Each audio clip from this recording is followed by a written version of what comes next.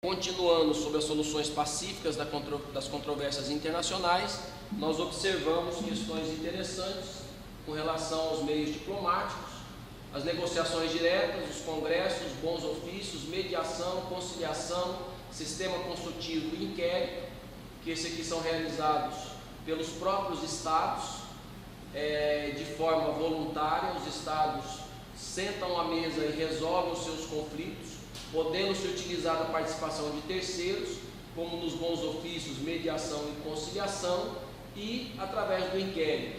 Mas os estados aqui são eles que resolvem o seu próprio conflito de forma voluntária. Não chegando aos meios diplomáticos, os estados podem se utilizar como solução pacífica das controvérsias internacionais também os meios políticos, normalmente através da Assembleia Geral da ONU ou através do Conselho de Segurança da Organização das Nações Unidas. E por violação de um tratado internacional, por violação de um direito constituído na Carta da ONU, pode-se recorrer aos meios políticos. Nós temos também, vimos a arbitragem como meio semijudicial e a Corte Internacional como meio jurisdicional. Nós vimos que esses dois, o semijudicial ou o judicial, carece da vontade dos estados. Os estados precisam reconhecer e constituir ou o árbitro ou o tribunal arbitral, ou reconhecer previamente a competência da corte para ser solucionado mediante a arbitragem ou através do meio judicial de uma corte internacional. E vimos que a decisão, tanto proferida pelo árbitro como proferida pelo juiz, da Corte Internacional de Justiça ou por uma corte internacional de caráter judicial, tem obrigatoriedade, os estados devem cumprir de forma obrigatória, ou seja, a decisão de um terceiro para obrigar ao cumprimento por parte do estado.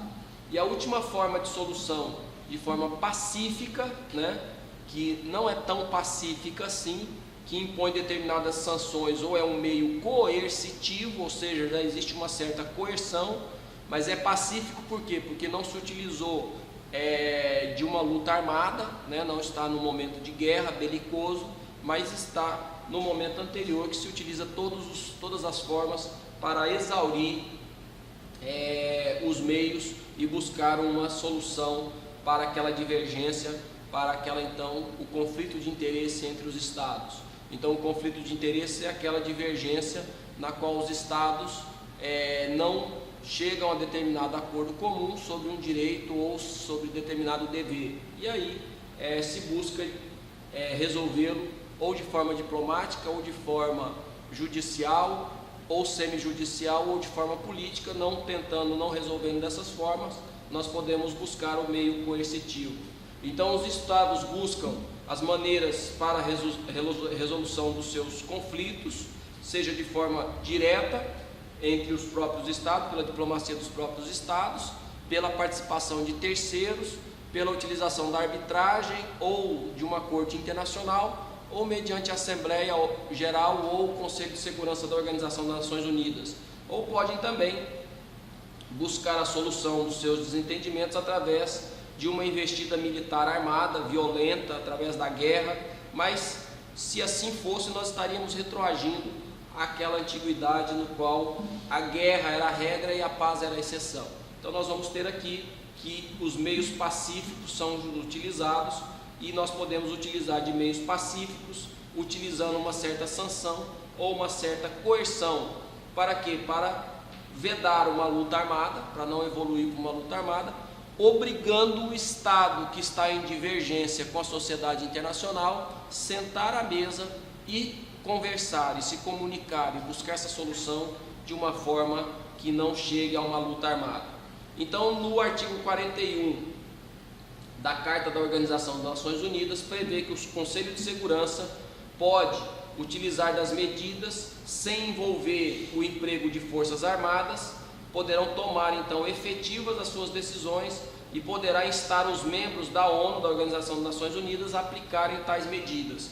Ou pode ser individual por um grupo de estados, ou por um estado, ou pode ser coletivamente por todos os membros da Organização das Nações Unidas, incluindo na interrupção completa ou parcial das relações econômicas, dos meios de comunicação ferroviário, marítimo, aéreo, postal, telegráfico, radioelétrico ou qualquer outra espécie, e por fim o rompimento das relações diplomáticas. Os meios coercitivos mais comuns utilizados, e aqui está num critério de evolução, né? Nós podemos ver que a grande maioria deles aqui vai evoluindo, e alguns autores falam que eles são espécies de um meio maior, mas nós podemos identificar como meios coercitivos ou sancionatórios. Os principais deles seriam a retorção, a represália, o embargo, o boicote, o bloqueio pacífico e o rompimento das relações diplomáticas.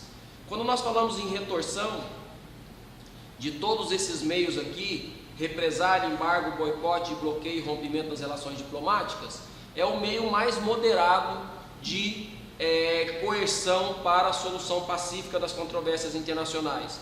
Consiste naquilo que nós aprendemos lá em direito penal, que é a chamada lei de talião: olho por olho, dente por dente. Então, se nós pegássemos, vamos pegar como exemplo, em determinado momento recente, brasileiros estavam indo para a Europa, para a Espanha estava deportando os brasileiros. O Brasil tentou por diversas formas pacíficas resolver esse conflito, seja através da negociação direta, foi através da negociação diplomática, não conseguiu. O que o Brasil passou a fazer? Os espanhóis que estavam vindo para o território brasileiro, o Brasil também começou a deportar, ou seja, olho por olho, dente por dente.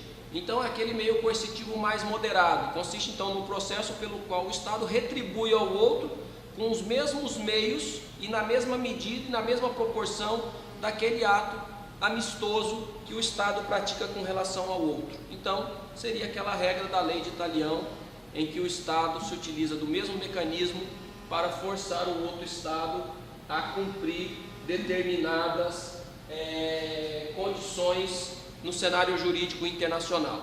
Então nós temos aí a retorção como o meio mais simples, é o ato pelo qual então o Estado ofendido aplica ao Estado ofensor, o agressor, as mesmas medidas, os mesmos processos que empregou ou emprega contra ele.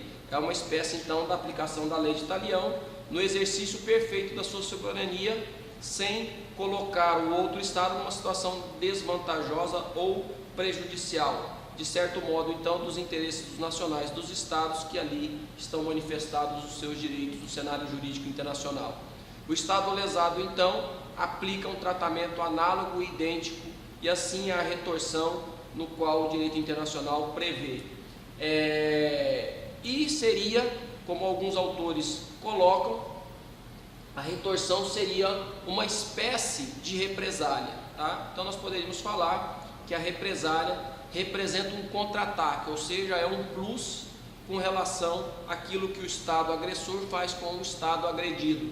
Então seria um contra-ataque em virtude de eventual injustiça que o Estado agressor tenha cometido contra o Estado que se sente ofendido. Diferencia-se um pouco da retorção, porque é uma medida mais dura e mais arbitrária, e pode ser revestida de uma certa violência aí moral ou econômica, né, praticada com o uso de determinadas atividades que possam levar em prejuízo o outro Estado. Nós temos que identificar que na Seção de Paris, em 1934, o Instituto de Direito Internacional definiu como meio coercitivo o que seria a represália. A represália são medidas coercitivas derrogatórias das regras ordinárias do direito internacional público, tomada por um Estado em consequência de atos ilícitos praticados em seu prejuízo por um outro Estado, e destinadas a impor a este um meio de um dano, um respeito do direito. Então nós temos que a represália seria esse um pouquinho a mais do que seria a própria retorção. Teríamos o terceiro meio coercitivo, o embargo. Então nós temos aí que é uma forma especial pela qual se reveste a represália também, e o Estado em tempo de paz sequestra navios de cargas de nacionais ou principalmente navios que transportam cargas, a fim de predominar a sua vontade com relação ao Estado embargado. Então nós tivemos isso muito no passado, né? Essa ideia de sequestro em tempo de paz de navio hoje talvez não é muito bem aceita, tá? Mas nós tivemos a ideia do embargo muito utilizado no passado.